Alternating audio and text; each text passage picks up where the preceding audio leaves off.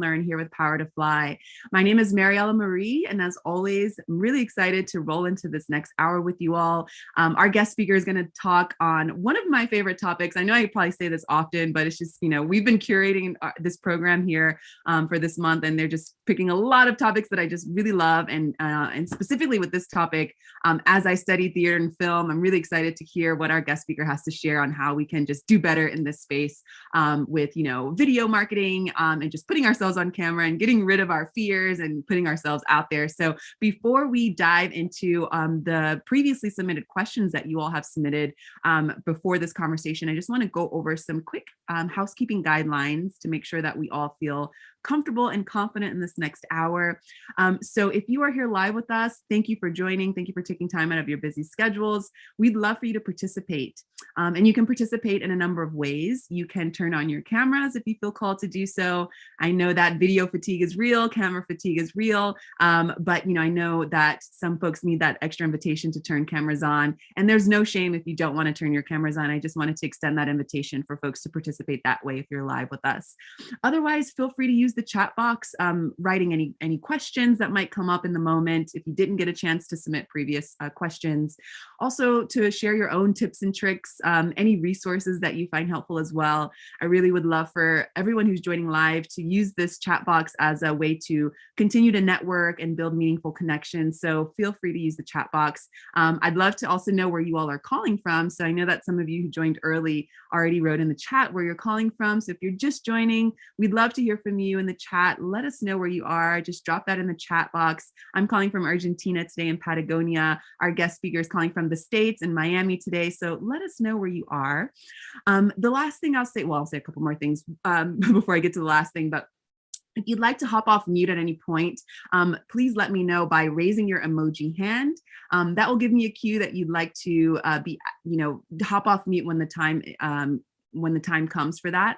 Otherwise, you can write in the chat either publicly or privately to me, letting me know you'd like to be added to the queue to hop off mute. And as time allows, we will allow you to hop off mute there. Now, if you do hop off mute, you will be featured in our live recording as this is being recorded. And this is just another reminder for you all. If you signed up for this conversation, be looking out for a rewatch email. That rewatch email will include a link to this recorded chat, along with any resources, any links to resources that our guest speaker might bring up throughout the hour. So be sure to check out your emails for the rewatch email. Now, if anyone has any sensitive information and you prefer to be kept anonymous, please find me in the chat box under Mariella Marie. You can write to me privately there, and I will raise your question or your reflection and keep you anonymous. And we'd love for you to follow Power to Fly on social so you can keep up with all the great conversations we got in store for you as we continue on through the summer, the winter, wherever you are in the world. I'm clearly in the winter time, and our guest speaker is in summertime, and I'm jealous. I would love to have some of that sunshine.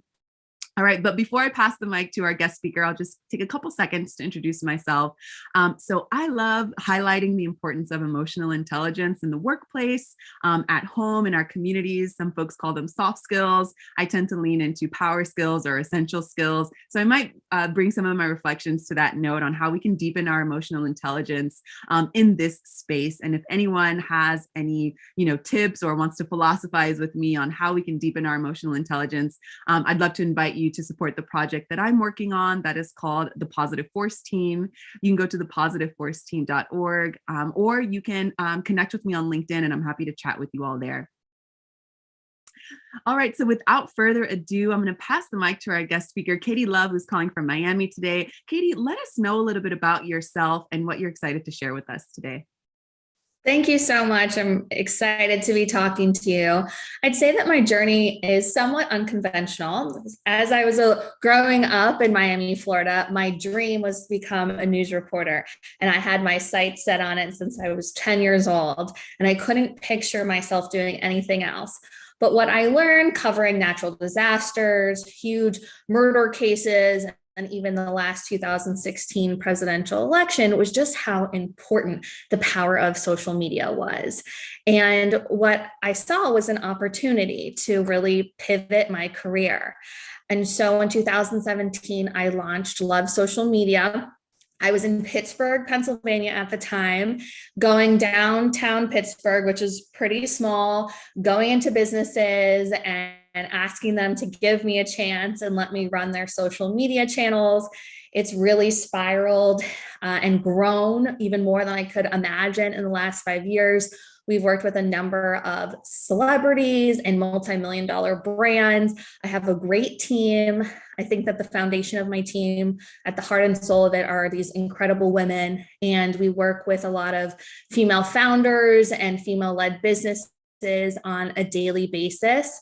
And so my message to people is, if you feel stuck in one career and don't know if your skills are transferable, is that you can always find a way to change things around, because I'm proof of that.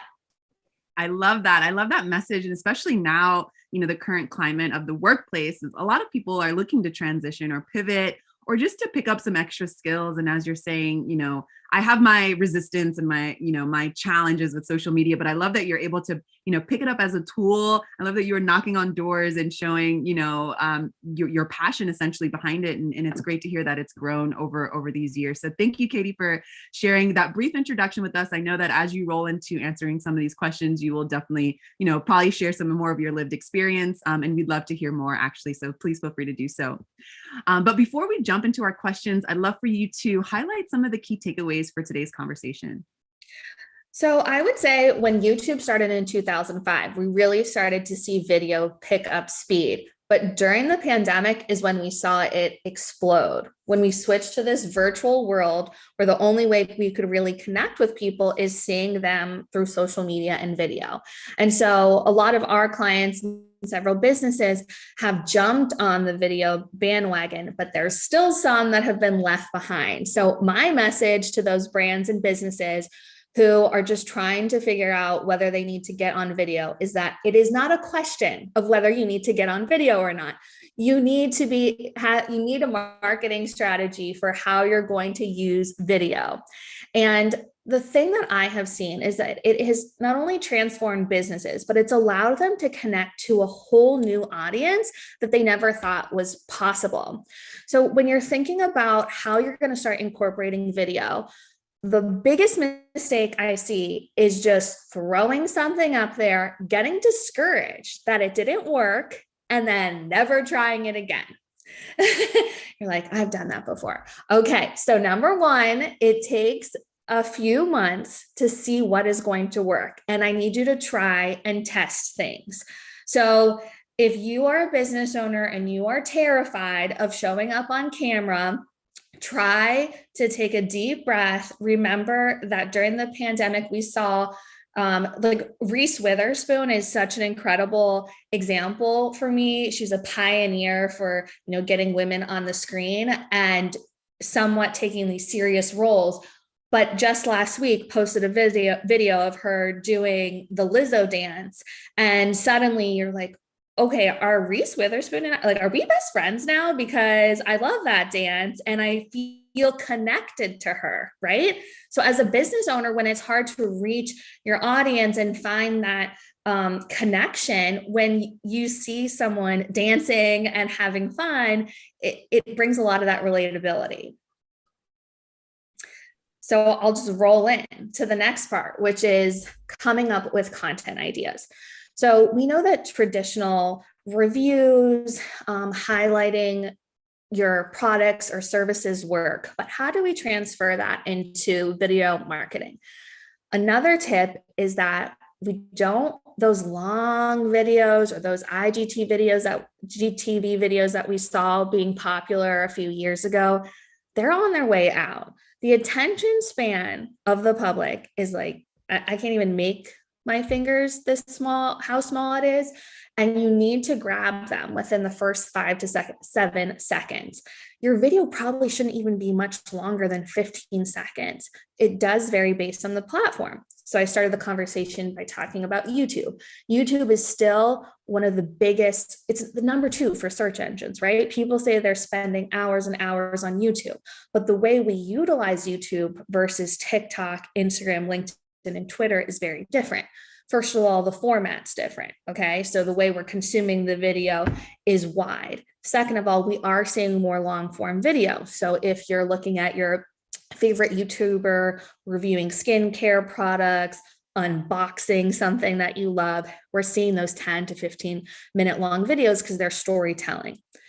If you're approaching platforms like Instagram and TikTok, we're talking about 10 to 15 seconds that you have to really capture your audience. And so the traditional just talking on camera for 20 seconds is not going to work. There needs to be some movement, add multiple edits. I mean, we have some great apps on our phone that as a team we use on a daily basis: Splice, CapCut. I think that it's a small fee, if not free, and it allows virtually anyone to become a video editor. And there's so many, and even inside the Reels feature or the TikTok app, you can start editing your video to incorporate movement, transitions, and really bring your video to life. So the third thing, so I'm dancing, I'm showing off my product, I'm doing things I never thought I would on TikTok. But the bottom line is that our goal as business owners is to drive sales, right? And the other thing that I tell my clients on a daily basis is that one follower does not equal $1 in your bank account.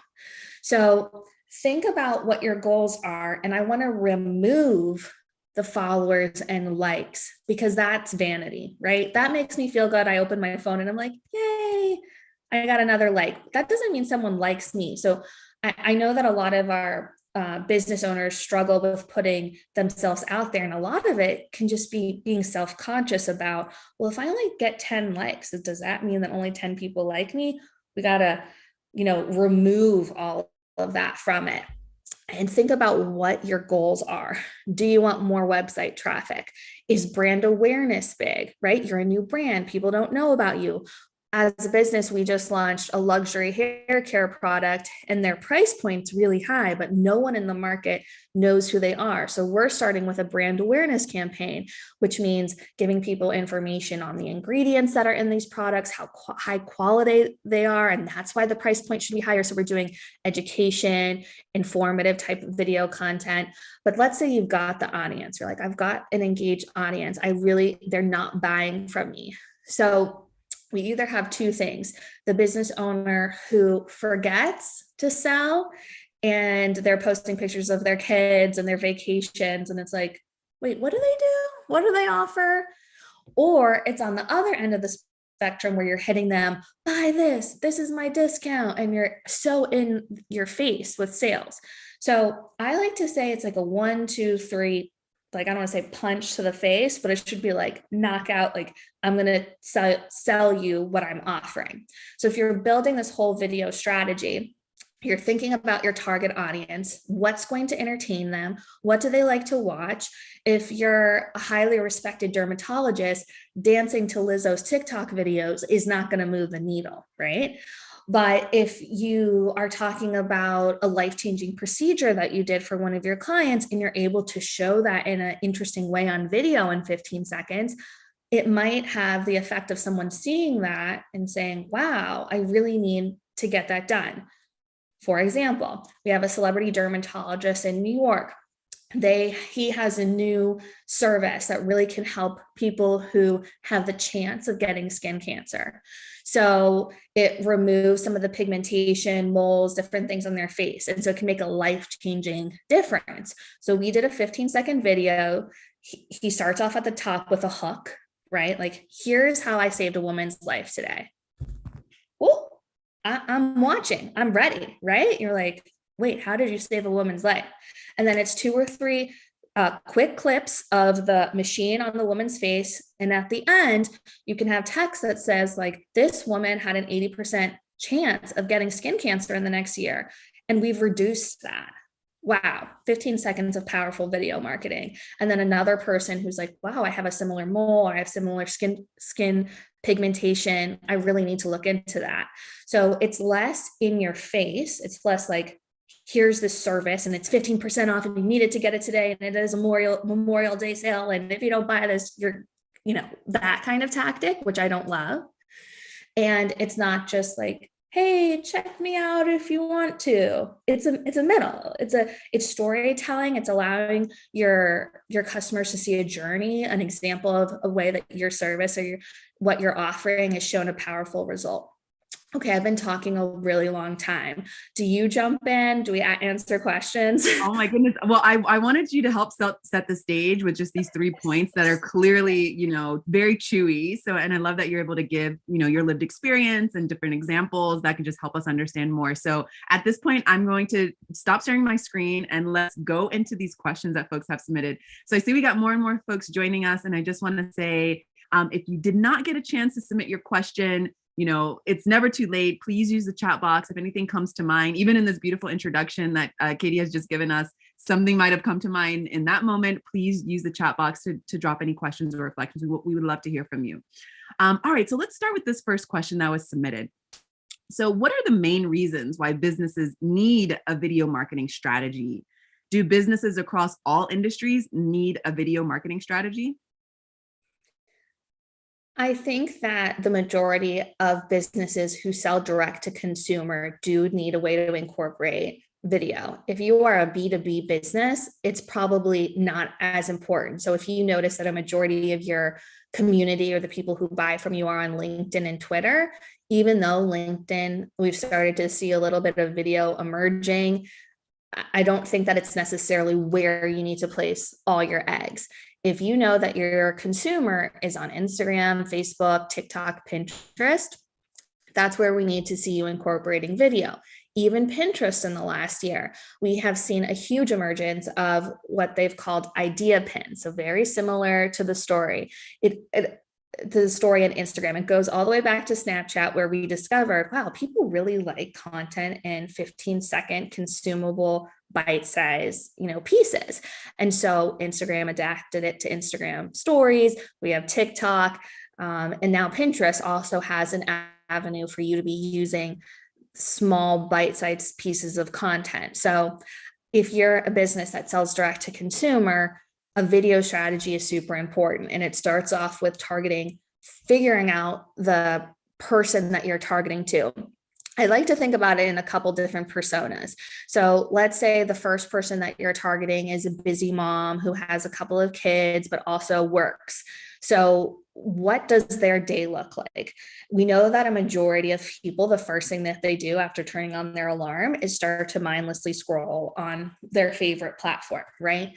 But if you're a busy mom, do you have time to do that? Do you need to get your kids out the door? Do you need to make them their lunches? Maybe the morning time is not a place to sell them, but maybe it's during lunch or during kids' nap time, or maybe it's a quiet moment at work. But really thinking about who that person is, what they're doing during their daily life, helps you figure out how to capture them with video content, and also the direction you're going to go with your video content. So if this is a mom who you're trying to give postpartum care to, and you have these great products and most people don't know the benefits of them, you might need to be using video marketing in a way that you're educating that mom, right? Like 3 facts of why this product is going to make your postpartum experience better. But let's say you've thought about this persona and you're like, no, this mom is not into facts. She feels like she's being sold to all the time, but what she really loves is the Betches account, where they're doing funny things and talking about being a mom in a funny way. So as a business owner, I need to think about my video marketing strategy from a humor perspective, right? So don't just throw content out there, really think about it strategically. I love that. I love that you are considering the consumer's, identity and, maybe personal journey. Maybe you would call this a hero story or something like that. And I love that you said that you divide them up into personas. So you already have your potential personas and who, putting yourself kind of empathizing, like what is their day like? If you're speaking to people who have kids, then, that is going to be completely different for college folks, who don't have kids. So just to bring that awareness, and also if I could just throw in some emotional intelligence there, some empathy, not to just sell, but to really try to connect with someone's day to day. Also keeping in mind that, like you said, sometimes when people wake up, I mean, myself included, I've had to do a lot of work to unlearn this habit, but just to wake up and just start scrolling on, on things mindlessly. And also there's a demographic that is trying to get out of that. So how do you reach that demographic? So it seems like, you might need to take some time to brainstorm, and maybe, vision board, or, interview people also to see how to speak to that person. Would you like to comment on any of that? Yeah, absolutely. I think it's a place that people, when you're just starting out and you're thinking about video and it feels overwhelming and it feels time consuming, and maybe like you're going to be showing a different side of you, that it is a little bit more digestible when you can feel like I am talking to, Molly, who's a working mom, and I see her in my head and I know 3 versions of Molly. And so I know how to talk to her, and that's who I'm going to be speaking to when I create my video strategy. If you don't come at it from the persona perspective, it can seem like you don't have a clear picture of where you're trying to go, or a clear storyline. And storytelling is really at the heart of social media. And I think we often lose sight of that our goal is, yes, to sell and to grow our businesses, but in the end, we're talking directly to people themselves. And brands that we've seen become really successful have not lost sight of the humanity of being part of social media. And so I think it's just a big learning lesson to remember that you're talking to a real person on the other end of your phone. I love that. Absolutely. So let's roll into this next question, because I know that, as you're speaking to business owners, a lot of people are interested in, the numbers, the data, the profit, and all that. So how can we measure the success of our video marketing strategy is this next question. Yeah, it's a really great question, because as we're putting in the effort and we're taking time to come up with the strategy and edit the video content, we want to know if it had an impact. So the first thing is to lay out a timeline, and we can't look at 2 weeks and become discouraged. We really need to get a good chunk of time. We like to say about 90 days. So 3 months worth of data where you've tried different kinds of content, looking at different kind of content pillars that may attract your ideal customer. And then at the end of that 3 months, you're seeing what worked and what didn't. So the easiest way to see is the number of followers, but number of followers doesn't always mean that your content has resonated with people, right? So even if you've posted something and you realize that the followers are coming in are not your target audience, well, then that's not a good measurement of what, the success of the video campaign you had. One thing I think is really valuable is the amount of engagement. So if you before you started your video content journey and you were posting static images or graphics, and you had, let's say on average, 10 to 15 comments, well, then after going into video, you notice that those comments have really increased. Now they're 20 to 25. And you've noticed that when you check the saves and the sends, that people are sending it to each other. I mean, those are all really valuable metrics. And I think that the first thing you need to do, if you don't have a metric software, we love Later over at Love Social Media, and it allows us to see how our content is performing in a report format. But if you don't have something like that, just simply write it down. When Love Social Media first started, we had Google Sheets upon Google Sheets of like, here was the starting followers, how many comments we were averaging, and saves and link clicks and people hitting the email button. And then at the end of the 3 months, let's see if those change. And if they didn't change, what do we need to adjust? And if one part of the video strategy worked, how do we double down on that? So those kind of metrics are really important. I love that. Thank you for highlighting that. Combining the storytelling, the qualitative function with the quantitative function, and finding out which metrics can help build that bridge. So, when we're not jumping in, getting our hands dirty, and we're being more passive with the content that we're putting up, or when we're being, too nitty gritty, too, worrying about too many details and getting caught up in, like, let's say followers, like you said. I love that you're demystifying that, because I agree with you that, the number of followers doesn't necessarily mean that, you have a great product, that people are actually into what your service or product is. And so to get beyond that, to get beyond the likes, or to get beyond the number of followers. So I really appreciate you highlighting that. My next question here that I want to shout out, and again, if you're here live with us and you hear your question come up that you previously submitted, we'd love to know that you're here. We also want to make sure that we get your question answered. So just shout us out here in the chat if you submitted this question. So from what you've seen, what's the biggest mistake big companies make when creating their video strategy? And I would add to this question, also, startups or, let's say smaller businesses, maybe with just one founder. I'd love to just open that spectrum a little bit. So from what you've seen, what's the biggest mistake that companies in general make when creating their video strategy? I think becoming too product focused will not have the desired impact that you want. So the other thing that we can't ignore is the emergence of Reels in the last year.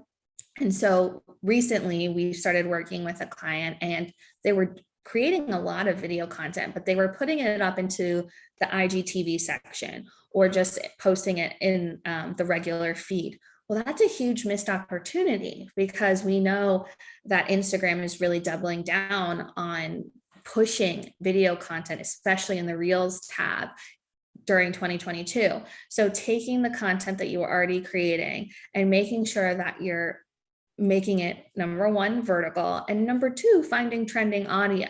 So for those on the call who are diving into Reels or thinking about incorporating it into your video strategy, the biggest tip I can give you is that when you're scrolling and you see people in your Reels tab, to look on the bottom where it says the different original audio or song. And if there's an arrow pointing up, that means that that piece of audio is trending. And trending is a good sign because that means more people are creating and adapting it in their own way. So the opportunity that big brands, I think, are really missing is number one, sometimes their video is too highly produced. And we know that consumers are actually resonating with iPhone video versus this HD video where all of a sudden they see it in their feed and they're like, someone's selling to me. I'm going to shut this off, right? So we have started to work with brands where we'll go to big shoots, but all that we're using is an iPhone because that's how people want to see the content.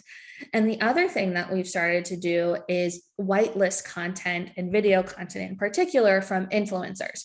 So if we have a new, let's say, skincare product, and we've been running ads and using videos and ads have become a place to show more dynamic content, and we're not seeing the results. We're not seeing people adding to cart or following us or clicking on the website. What brands have started to do is whitelist content on influencers' pages. So if there is a skincare expert and they're an influencer, instead of putting ad dollars behind the brand's video, they're going to put it behind the influencer's video. So when you're scrolling and you see, oh, I see someone who looks like me or acts like me or my favorite influencer, what are they talking about? You may not even realize that it's an ad. So that's a tip I would give to some business owners, to start to utilize the people in your community who are big fans of your brand, who have a loyal and engaged following. And if that doesn't mean the influencer needs to have hundreds of thousands of followers, that influencer could have 10,000 followers. And regardless of what they post, if they post their favorite bag or skincare or hat, like those 10,000 people are like, I am going to buy that today. And that is much more valuable for a brand. And seeing your favorite influencer in real format, giving a review of their product, we've seen great success with.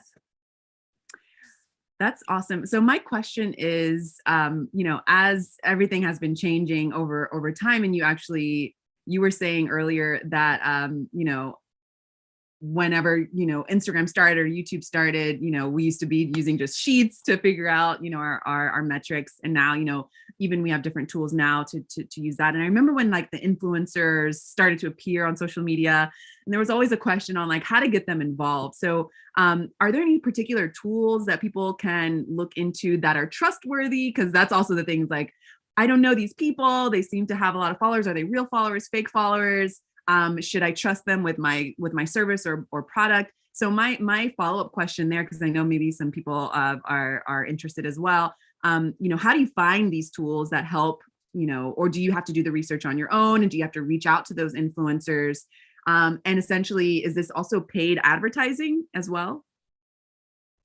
It's a great question because the underbelly of social media, unfortunately, are influencers who may not have an authentic following. So, as a brand, especially if you're a startup and your marketing dollars at the beginning are so precious and you're trying to decide what you're going to do with your budget and how you can push your budget into having the biggest impact, finding an influencer with a fake following is, we'll just say it is the worst. So there are a lot of great tools that you can use. We use two at Love Social Media. One is Dovetail and the other one is Upfluence. And these are platforms that you can go in, type in the influencer's name, and you can see their real engagement. You can also see the percentage of bots they have. So if they have a high, all of us have a certain level of bots, which is also not my favorite part of Instagram or Facebook or TikTok. But if there's a high number, it's a high chance that that influencer most likely purchased their followers. The other thing we can see is the engagement rate. So if we're thinking about our video strategy and we're considering paying an influencer to create a great review of our product, we want to make sure that their following is loyal and engaged. And if you have an influencer with 100,000 followers and you're seeing they're getting no comments or no one posting, sharing their content, then likely their community is not engaged and they're not going to care if you give them a product. I will say that as the more followers you get, seems very lopsided, but the more followers you get, the lower your engagement becomes because of the number of people. So if you have under 5,000 followers, your engagement might be a high, like 3 to 4%. But as you get into the 100,000 and millions, we're starting to see those brands have an engagement of 1 to 2%. So it's a little bit lower, but it shouldn't really be lower than 1%, or else it's probably not an influencer that you want to use. Awesome. Thank you for demystifying that as well. So let's move into this next question that I feel like, is more for our introverts, or maybe, folks who don't consider themselves introverts, but don't necessarily want to put themselves out there. So this question reads, how can I get over the fear of being on camera? I think it'll be difficult to get my team to engage and participate in these videos, so I don't think I have much of an option. It's a really difficult question that we have a lot of brands, facing. So when getting on video feels vulnerable, it feels like showing a side of yourself that maybe you haven't done, but that the end result could be huge. So what I have said to my camera shy clients is, have we tried everything else? Right? If you are still unhappy with the results or the marketing of your business, you're feeling like the website clicks aren't there, the engagement is not there, you've tried graphics, you've tried static images, and video is the one missing component, just think about it from a pure numbers perspective. You have to try different ways to connect with your community. And if you haven't tried video, let go of some of the anxiety that comes from putting yourself out there. And I'm going to give you an anecdote of, just picture me, but 9 months pregnant, 2020, April of 2020, right? I'm about to give birth. TikTok has become huge. I'm running a social media agency and I'm like, are you kidding me? There's one more platform that we need to think about. I'm not going to do it. I'm not going to get on there. And suddenly the world shuts down and I don't get to go to, baby classes or breastfeeding classes. And I find myself on TikTok scrolling through and looking at OBGYN tips. And then, I'm making videos myself because I'm seeing other people in these professional industries put themselves out there. And I think that sometimes we feel like people are waiting for us to fail, when really the reality is like people are waiting for us to step outside of our comfort zone so they can cheer you on. I like to think about the world in that way. So if you think about it as less scary, and the first time I did a reel on Instagram, I felt so silly.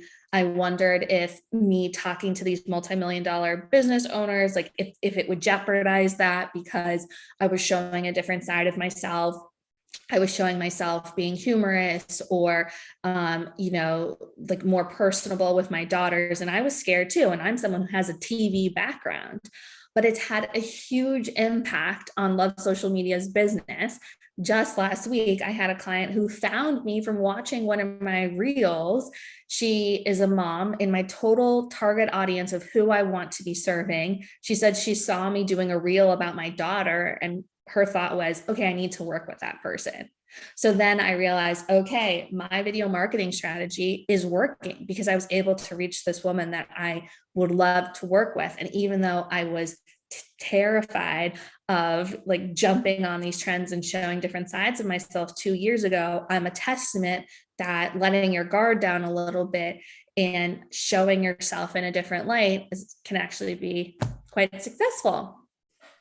And I love that because it adds to, visibility, let's say. So it's like, oh, look, I can identify with this person who also has kids, who also seems to have some similar lived experiences that will just know, with just a look, instead of, maybe having to figure out on a website or through, just written language.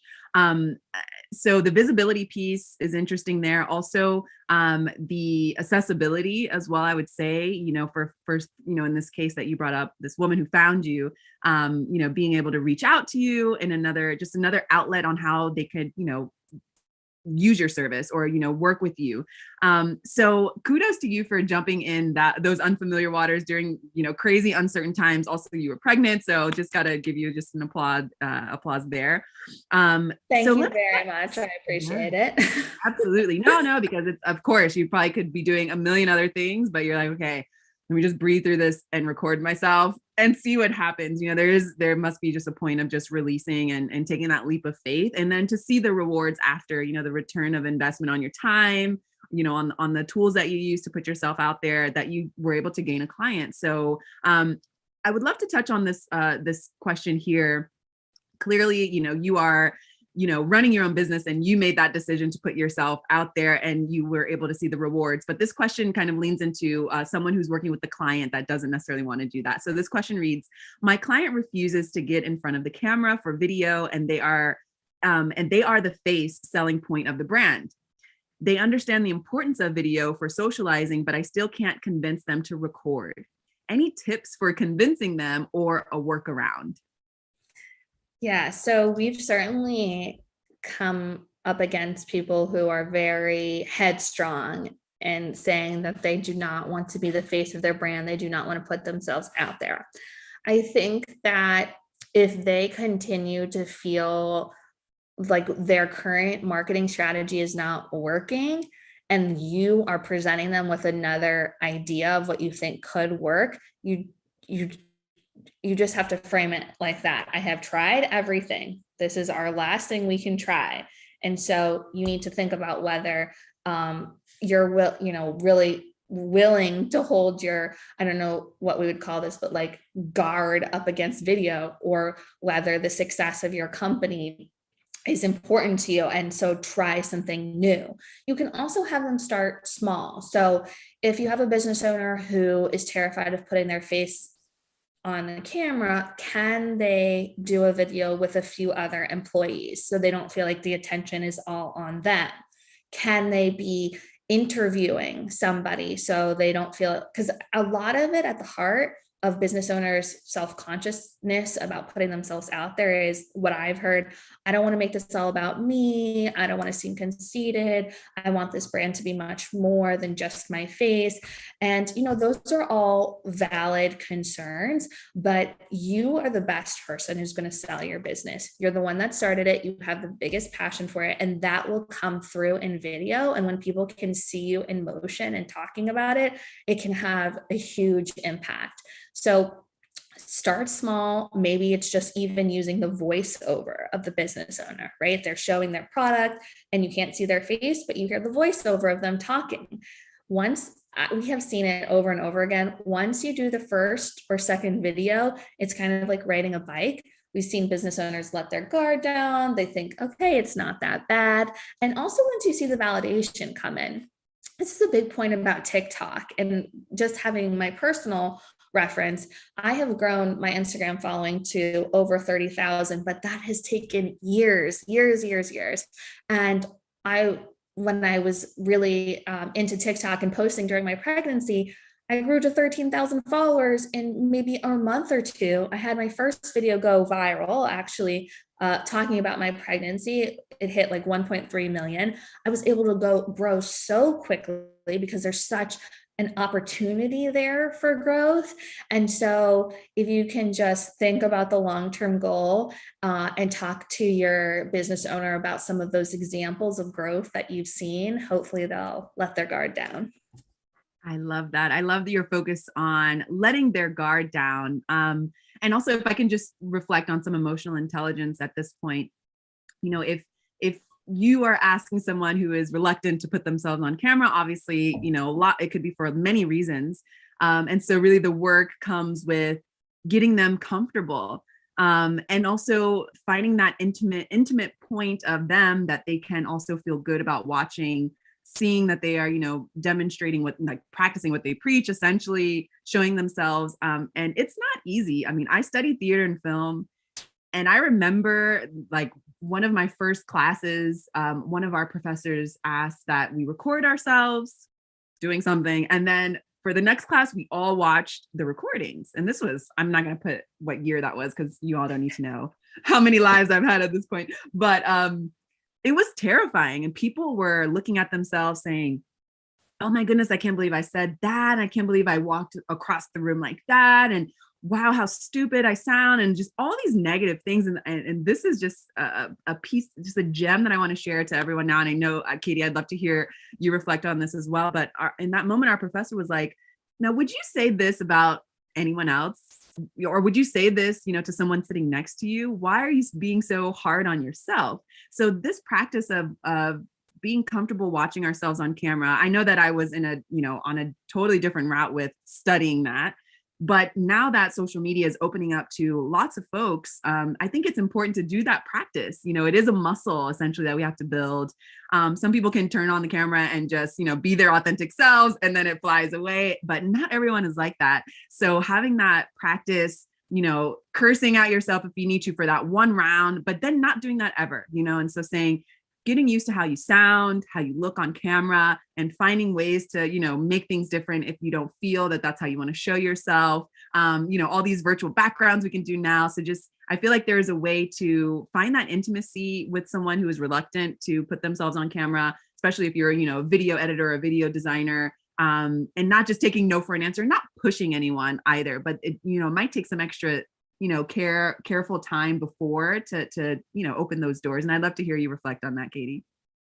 I think it's such a good point that I don't want to say this is cliche, but we are our hardest critics. Like, we are so tough on ourselves, and the self-talk has really got to change. And I think that, thinking of it as a muscle of something that you want to work on is a perfect analogy, because so business owners, if you're selling jewelry, I am really good at designing and creating jewelry. And then you're thinking about trying something else where you might not be the best at it. But that's okay, because look at the millions of people every day who are showing up on Reels and TikTok and just opening themselves up to the world and showing a different side to themselves. And, the first time it might not feel great to you, but the second and third time you do it, I promise, I think that you're going to see that it's not as scary as you once thought, but it does take practice. When you're doing a public speaking class and you're terrified of talking to a few people, the more you do it, the more you get up there, the more you show up, the easier it becomes. Absolutely. Absolutely. I love that. Thank you for reflecting with me there. All right. So let's talk about editing, because, we might many bloopers might happen. We might have the dog, run across the TV screen or something like that. Or, the lighting changes in any moment. So this question reads, what video editing apps would you recommend for beginners? And I know that you mentioned some earlier in your introduction. I don't know if they were necessarily focused on editing, but I'd love for you to take some time and dive deeper there and maybe share some of your own personal reflections and experience on what you think about some of these apps and is it necessary? Because you also mentioned, maybe for videos that are heavily produced, they don't do so well. So what's the limit there as well? I'd love to know.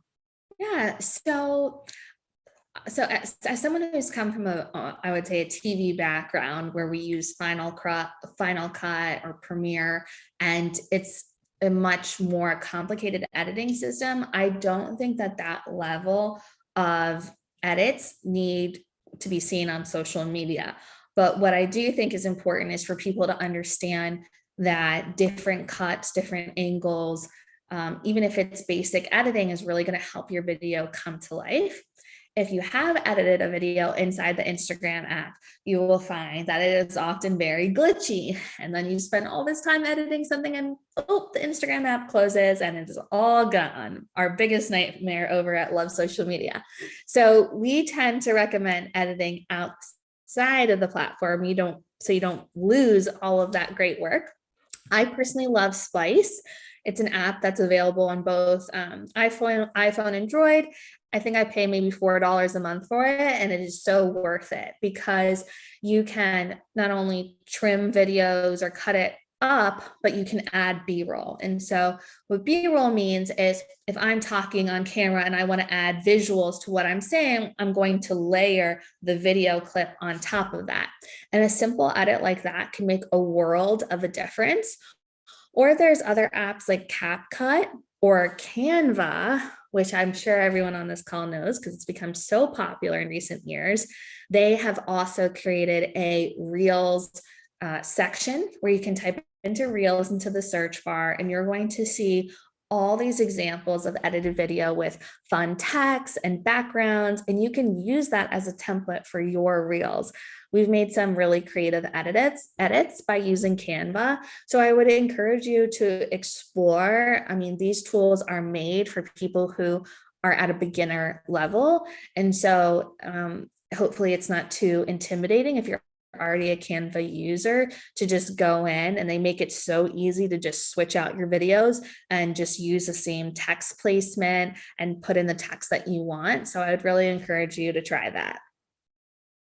I love that. And yes, one of the most frustrating things is doing something inside of like an Instagram, for example, and editing or trying to upload, and then you've lost so much time. So that is actually, I mean, I definitely echo this tip, everyone, that Katie is mentioning. Do not do it inside the app because you're going to just want to throw the phone out of the window if you lose it. And I know that you can resonate, Katie, because that is definitely like the biggest fear. It's like, please.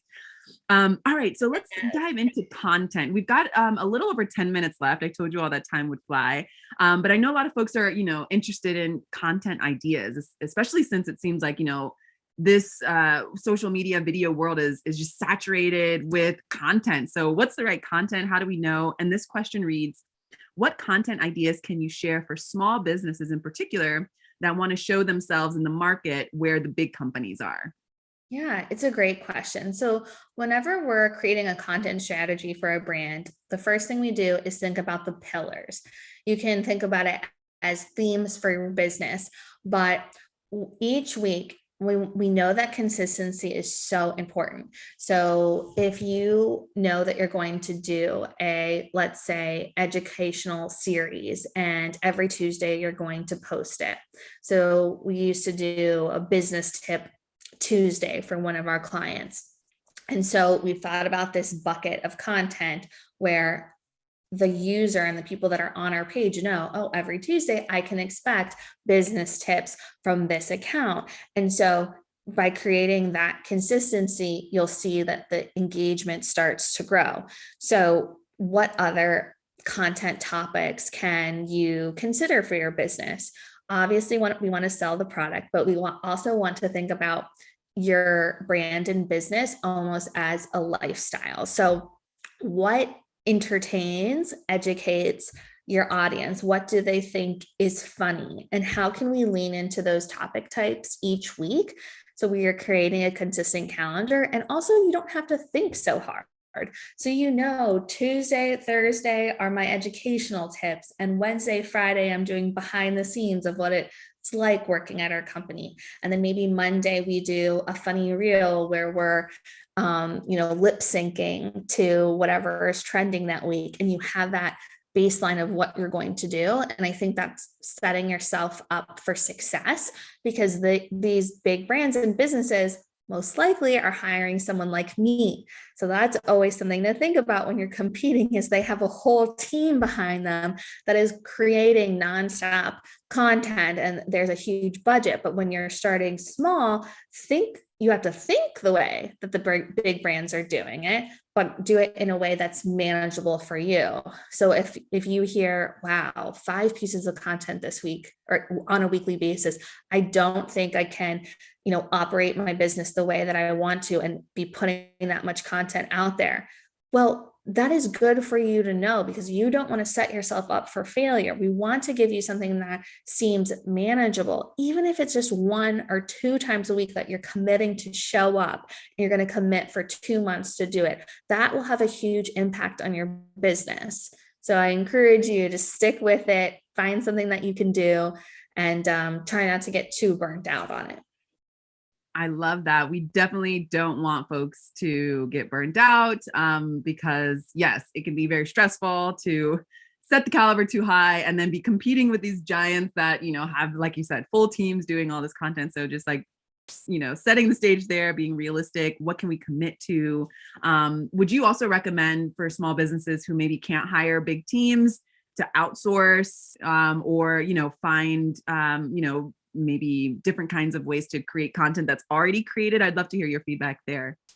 So I think when growing a business, just as I did at the beginning, you're thinking, okay, I wore a million different hats, right? I was doing my own accounting, and I was doing payroll and creating content and managing clients. And then I realized, well, what I'm really good at and what I'm passionate about, this discovery process for me was talking to new clients and engaging them with our services. And I'm really good at that. And I know that that's what's making me the most money.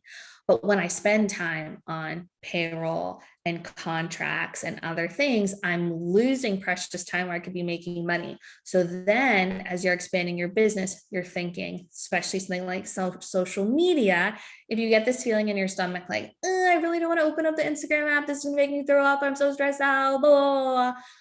Guess what? Then probably social media is something you need to outsource, because you should not have that much anxiety. And working with companies like mine, our goal is for whatever you're paying us to make that back, 2, 3, 4 times, so that what you're paying us is worth it. And then you can focus on the part of your business that you really love. I love that. Just, the power of knowing your strengths and not being afraid to ask for help. I mean, I feel like those are 2, main pillars in creating your own business. Because as you said, you start off with wearing a million hats. And at the end of the day, do you feel like, did I do this to become an accountant, or can I give this to someone who actually knows how to do this in 2 seconds? That's so I one really thing love. I had to let go, was like managing my books and sending out invoices, and a lot of times business owners are very type A. I'm admittedly a control freak, so letting go parts of my business, it feels like a piece of you is falling off, but it has been so helpful and really so important to the growth of my business, and I'm sure to many other business owners, to allow people who are experts at bookkeeping or whatever they're doing to do their job, so you can focus on what you're an expert at. I love that.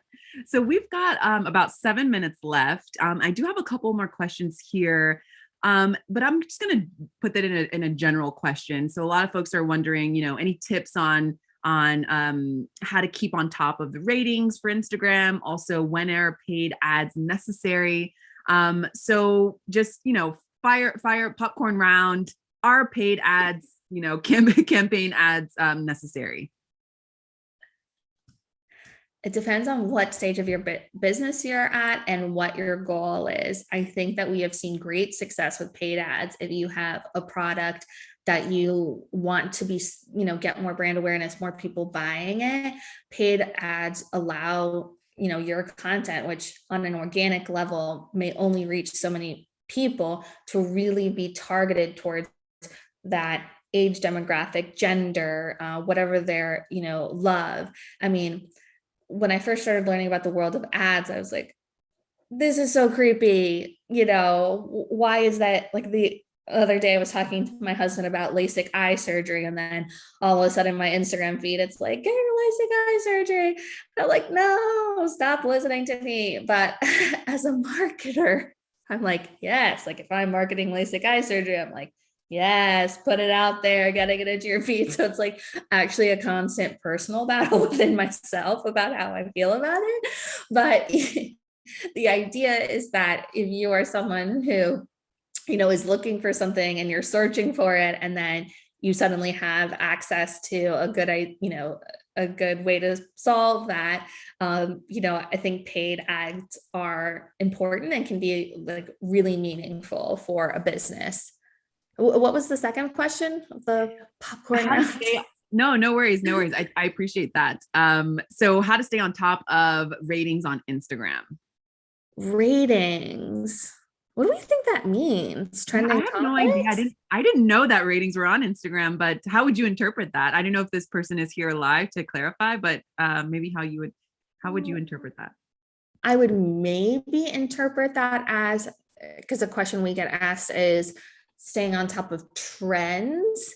And so how do leverage what's being seen and done in pop culture to amplify your own business in a unique way? And I think that the answer is just being a consumer. So whether it's you or someone you hire, anyone on my team could tell you right now what the top trends are because they're on the platform constantly consuming it and constantly seeing it. So if you are someone that wants to be the expert, you need to be in there living and breathing and watching the content.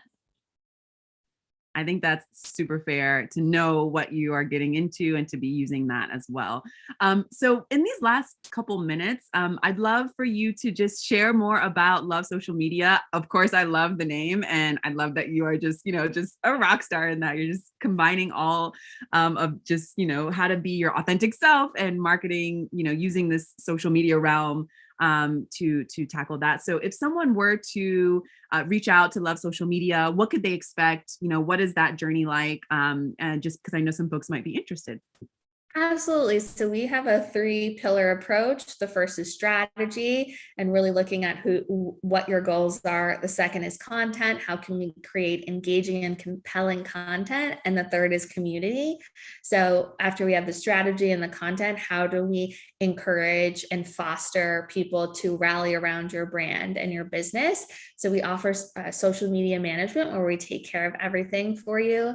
And if that is something you're not looking for, we also have a great social media audit where we can come in, look at your brand, give you ideas of what's working, what's not working, custom Canva templates that you can use on your own. Lastly, I just want to thank you, Mariella, because I feel like you've been such a generous host, like with your positive nodding and smiling, like it is very encouraging to me. So thank you so much for having me too.